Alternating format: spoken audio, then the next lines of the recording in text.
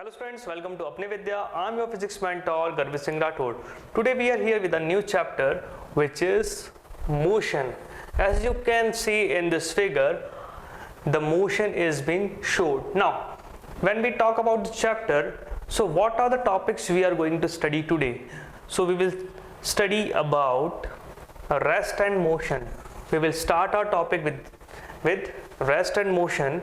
Then we will move on to types of motion. Then we will move on to scalar quantities. What are scalar quantities? Then we will study about vector quantities. Then we will study about distance and displacement.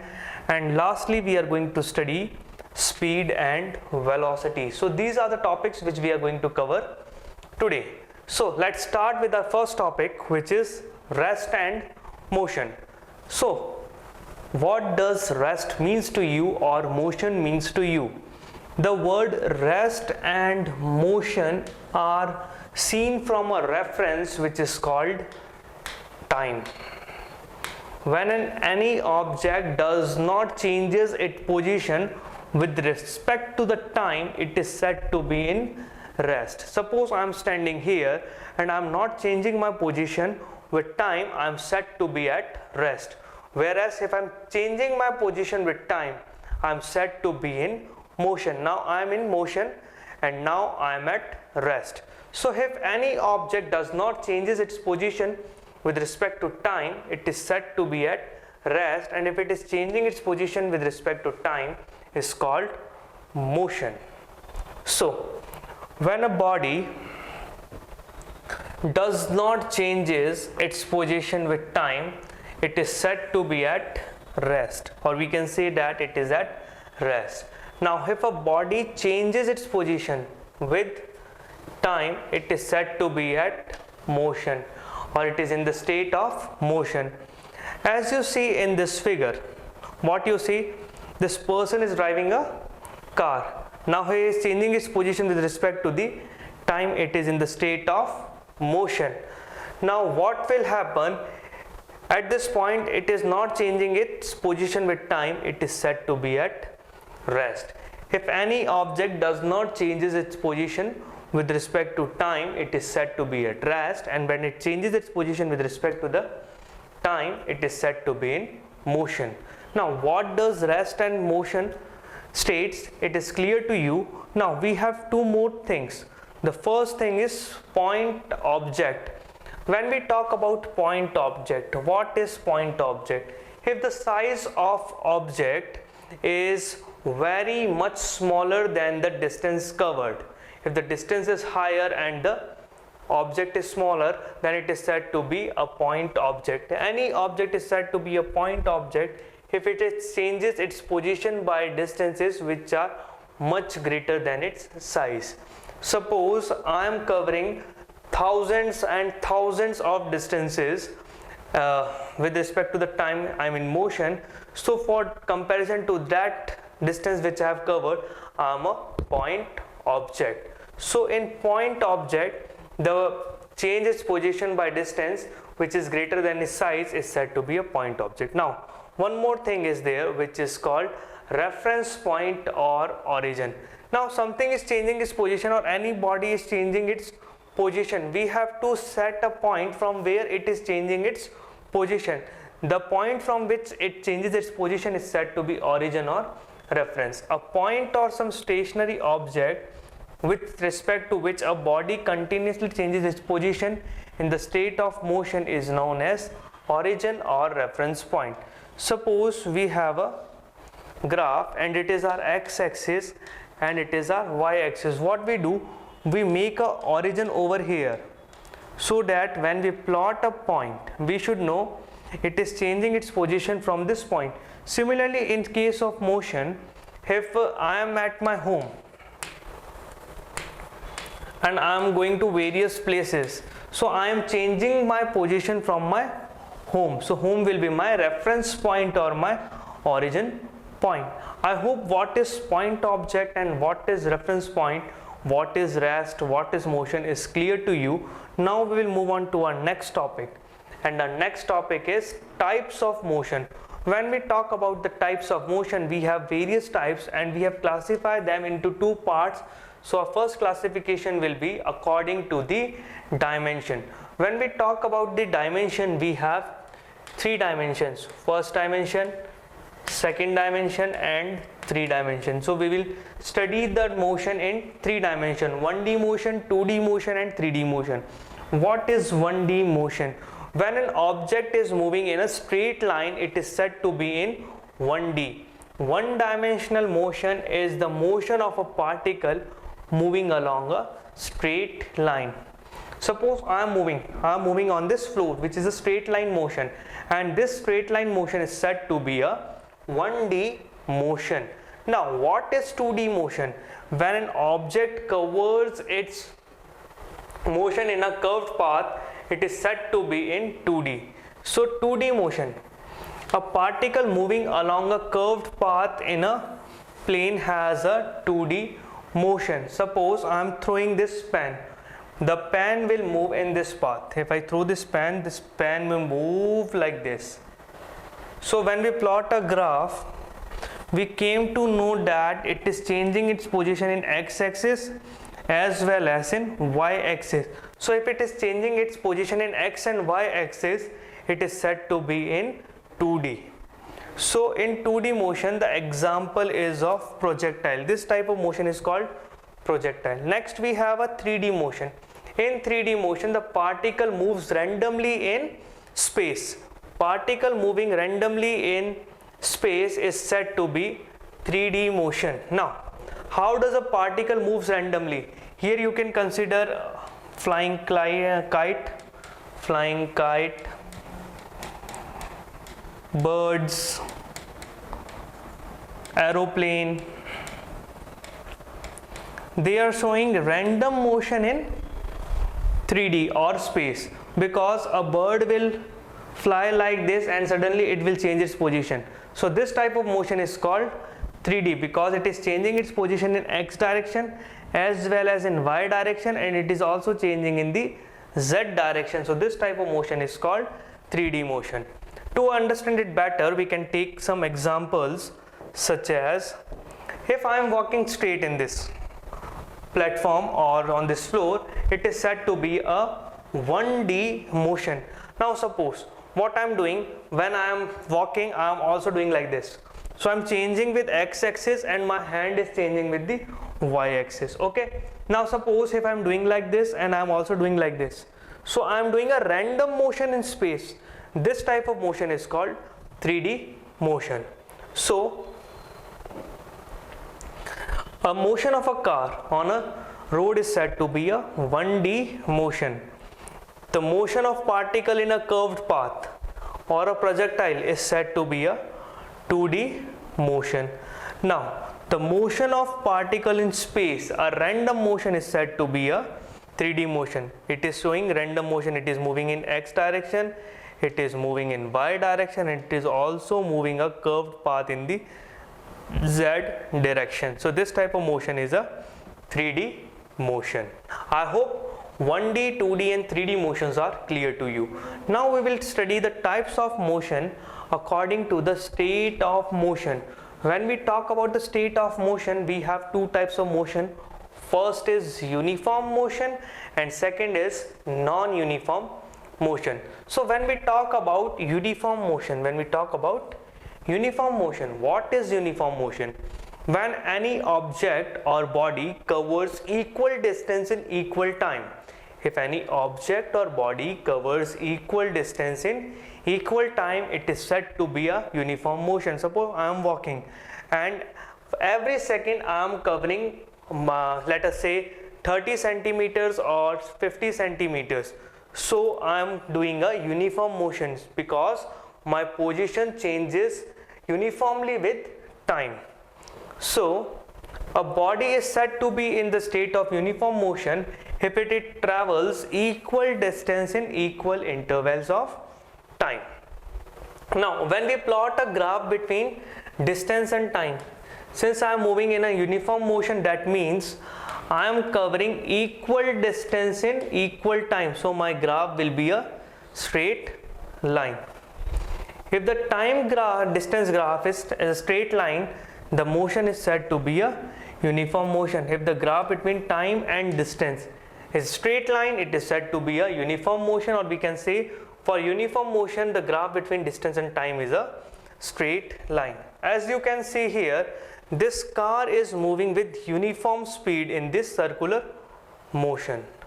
So this type of motion is said to be a uniform motion, and when you plot a graph between distance and time, it is a straight line. So what is uniform motion? I hope it is clear to you.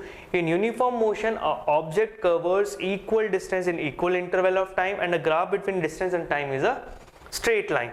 Now when we talk about non-uniform motion, as we know, in uniform motion a body is covering equal distance in equal time. Now if a body covers unequal distance in equal interval of time, or equal distance on in unequal interval of time, or unequal distance in unequal interval of time, that means it is not covering equal distance in equal interval of time, then the motion is said to be non-uniform motion. A body has a non-uniform motion if it travels unequal distance in equal interval of time. For example, a freely falling body. If a body falls freely under the effect of gravity, its motion changes because it is traveling in a non-uniform motion. As we know, it is not covering equal distance in equal time. So when we plot a graph between time and distance, so the distance time graph might be like this, because it is not covering equal distance in equal interval of time, or the graph might also be like this, because it is not covering equal distance in equal interval of time. So when you have a curved graph, that means the motion is uniform, because a curved graph is obtained for a non-uniform motion. Time graph for a non-uniform motion is a curved line. Now I've told you that in uniform motion a body covers equal distance in equal interval of time, and in non-uniform motion body covers unequal distance in unequal interval of time. If you see this clearly, they are both moving in a circular motion. When we talk about this blue ball, it is covering equal distance in equal interval of time. Its motion or speed is constant, whereas in this it is increasing then decreasing. So it is in the non-uniform state. So when we plot a graph between distance and time, it is a curved line. I hope what does uniform motion and what is non-uniform motion is clear to you. Now we will head on to our next topic, and our next topic is scalar quantities. So when we talk about scalar quantities, what is a scalar quantities? Any quantities which has only magnitudes, or numerical portion. Its numerical part does not depends upon the direction on which it is moving, then the quantity is said to be a scalar quantities. Those physical quantities which have only magnitude are called scalar quantities. The examples of scalar quantities are volume, density, speed, energy, mass and time. They have only magnitude, they does not depend upon the direction. This type of quantities are called scalar quantities. Now we have second type of quantities which is called vector quantities. What is vector quantity? A vector quantity is a quantity which has both magnitude as well as direction. So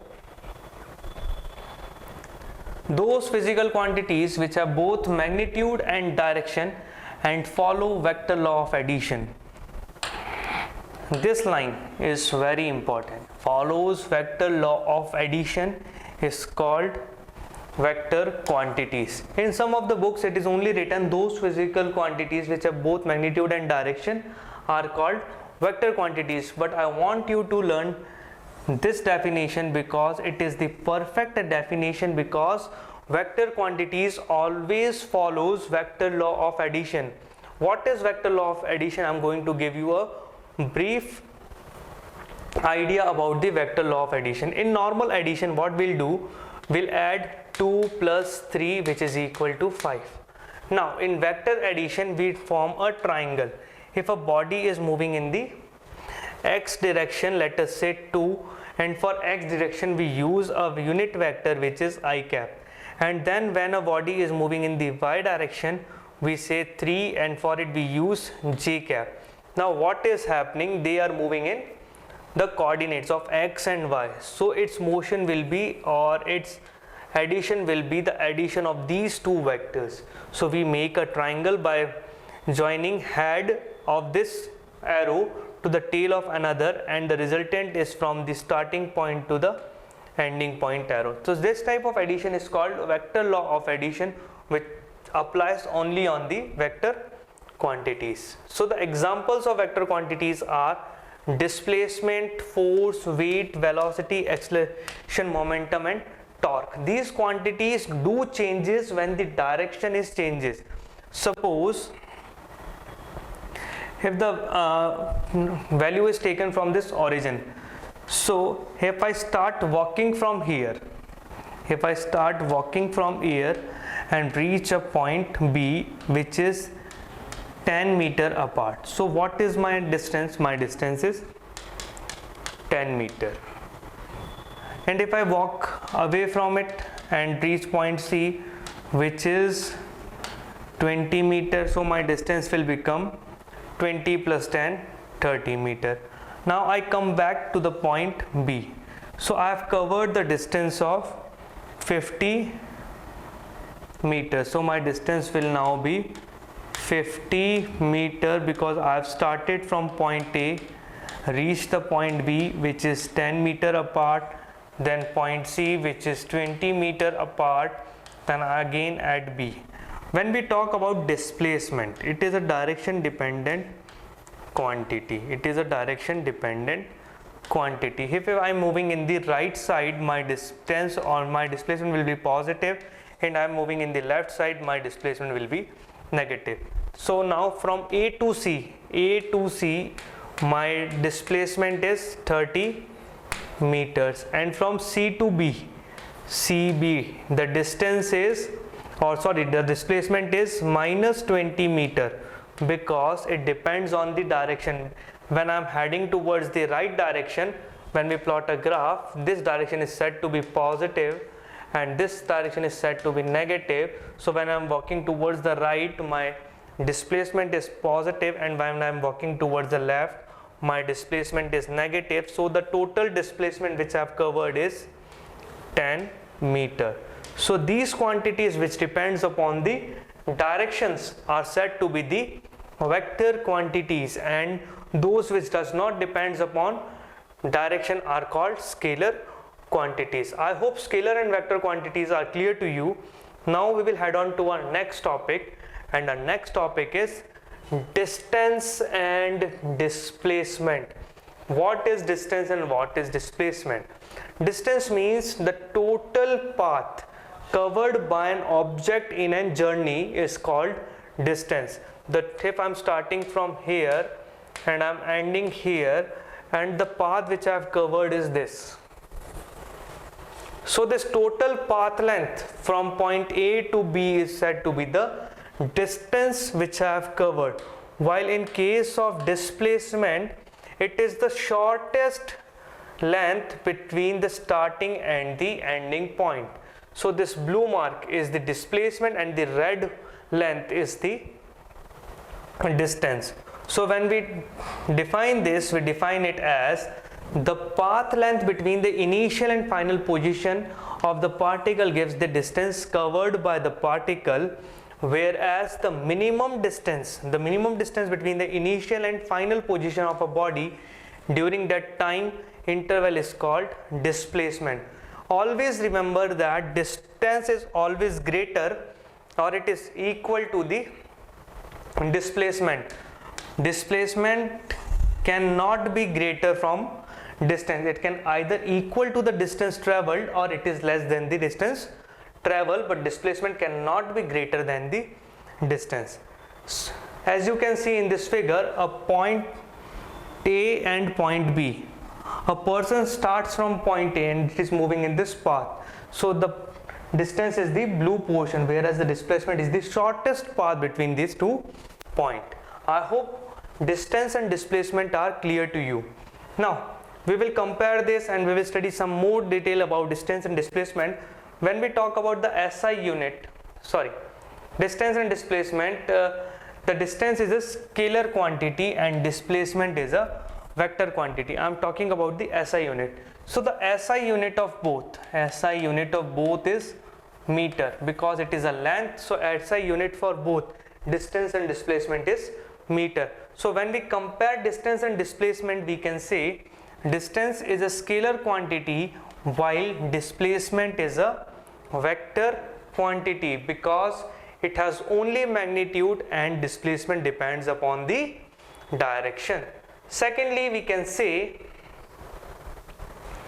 when a body moves continuously in a straight line and in the same direction, then displacement will be equal to the distance traveled. But if body changes its direction while moving, then the displacement is smaller than the distance traveled. What does this line means? This line means that if I am starting from point A and moving to point B in a straight line and I am not changing my direction, then my distance and displacement is equal to AB. Now what I do, I changes my direction and moves back. I change my direction and moves back to the C and reach the point C. I am moving from A to B, then my displacement and distance are AB. Now from B I have taken a U-turn and moving in the direction of C and reach a point C. So my distance will be what? My distance will be equal to AB plus the distance which I have covered in the opposite direction, which is BC, while my displacement will be equal to, I am starting at A and reaching the C, so AC, displacement will be equal to the length AC, while the length of distance is equal to AB plus BC. Now displacement is an interval of time which may be 0, positive or negative. Your displacement can be 0, your displacement can be positive, your displacement can be negative, whereas your distance cannot be negative. Now why displacement becomes 0 or negative? In this example, if I move on and reach a point A, I've started here and I've reached here, how much displacement I have covered? It is 0, because my starting and my ending point is same, so it is 0. When I move away from this and go to a point D, I've told you in the right direction we take displacement positive and in the left we take negative. I'm in the left side because I have moved to the right and now I'm moving to the left, so my displacement might be negative, but my distance cannot be negative. My distance is always positive. So displacement for interval of time can be 0, positive or negative, where your distance cannot be negative. Can your distance be 0? Yes. If you are at the rest, your distance is 0. Now next we have a numerical here. A body is moving in a straight line. Its distances from origin are shown in the figure. A, B, C, D and E represent different parts of its motion. Find the following. First we have to calculate displacement of a body in first 2 seconds. Then we have to calculate total distance traveled, and then we have to calculate the displacement in the 7 seconds. So this is the figure. We have A, B, C, D and E. Now what is happening? This question says that we have to find the displacement of the body in first 2 seconds. So in first 2 seconds, a body is starting from A and is moving to the point B. What is the distance covered? The AB length is equal to 40. So it is equal to 40 meters. Now we have to find the total distance traveled in the 7 seconds. We have started from here and 7 seconds we are at point E. So we have covered 40, then no distance, then we have covered 8, so we are at 80. So from A to this point is 80 and this to this point is also 80, so we have covered 160 meters, 160 meters upwards, 80 meters upwards and 80 meters downward. Now what is the displacement in 7 seconds? We are going 80 meters in the graph upwards and 80 meters downwards, so the displacement will be 0 because we are coming to the same line, so our displacement will be 0. Distance of the body in first 2 seconds is 40 meters. Now from 0 to 7 seconds the body has moved from 80 meters from the origin and it is coming back to the origin, so it is 160 meters. Lastly, the displacement is 0 because its initial and final position are same. I hope this numerical is clear to you.